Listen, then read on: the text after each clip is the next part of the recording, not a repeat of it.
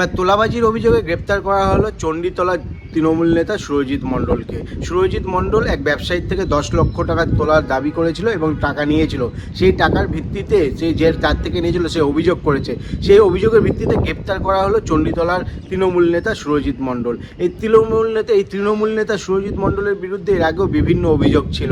প্রভাবশালী তৃণমূল নেতা, তো কারোর থেকে হচ্ছে তোলাবাজি করা, কাউকে চমকানো, কাউকে ভয় দেখানো, এবং এর সবচেয়ে বড় ব্যাপার হচ্ছে এই সুরজিৎ মণ্ডলের বিরুদ্ধে ভোট লুটের অভিযোগ আছে। এ হচ্ছে ভোট লুট, কখনো ভোট লুট করেছে, কখনো ভোটের দিনকে ভয় দেখিয়েছে। বিভিন্ন অভিযোগে অভিযুক্ত এই সুরজিৎ মণ্ডল। তাকে চণ্ডীতলা থানার পুলিশ গতকাল রাতে গ্রেপ্তার করেছে। আজ শ্রীরামপুর আদালতে তোলা হয়েছে। এই শ্রীরামপুর আদালতে তোলার সময় আমরা সংবাদ মাধ্যমের মুখোমুখি হয়ে এই সুরজিৎ মণ্ডল কি জানিয়েছেন সেটা আপনাদের সামনে তুলে ধরবো। তোমাকে ধরলো কেন গো? কি চক্রান্ত? বিজেপি চক্রান্ত। কল্যাণ বন্দ্যোপাধ্যায়কে দিয়ে আবার নতুন করে প্রত্যেকটা বিধানসভায় সংগঠন শুরু হয়েছে। মমতা বন্দ্যোপাধ্যায়ের দল করছি। হ্যাঁ, আরেকটা বিষয় হচ্ছে যে এখনই কি বেছে বেছে ধরছে?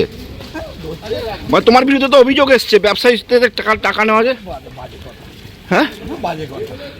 আমি কোথায় টাকা পাবো, কোথায় নেবো?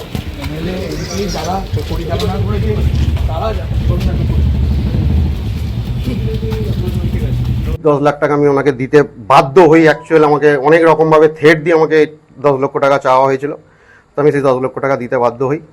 তার মধ্যে আপনাকে বলে দিই যে আমি 10 লক্ষ টাকা যে দিয়েছি তার কিছু প্রমাণ আমার কাছে আছে। আমি ফোনপেতে ওনাকে কিছু টাকা দিয়েছি, কিছু টাকা উনি আমার থেকে ক্যাশ নিয়েছেন, কিছু টাকা আবার চেকের মাধ্যম দিয়ে নিয়েছেন। তো সেই ভিত্তিতেই আমি ওনাকে প্রথম জানাই যে আমার দাদা টাকাটা এখন ফেরত দিন, আমার অবস্থা খুব খারাপ। তো উনি এক চান্সে আমাকে বলেন যে আমি তো টাকা নিইনি, তো তোর কাছে কি প্রমাণ আছে আমি টাকা নিই? আমি ওনাকে তখনই স্ক্রিনশট দিয়ে পাঠাই যে দেখো দাদা আমার কাছে এই প্রমাণগুলো আছে যা তুমি আমার থেকে টাকা নিও। তারপরে উনি আমাকে কিন্তু ব্লক করে দেয়। শ্রীরামপুর থেকে অদীপের সঙ্গে প্রসেনজিৎ, হিন্দুস্তান টিভি।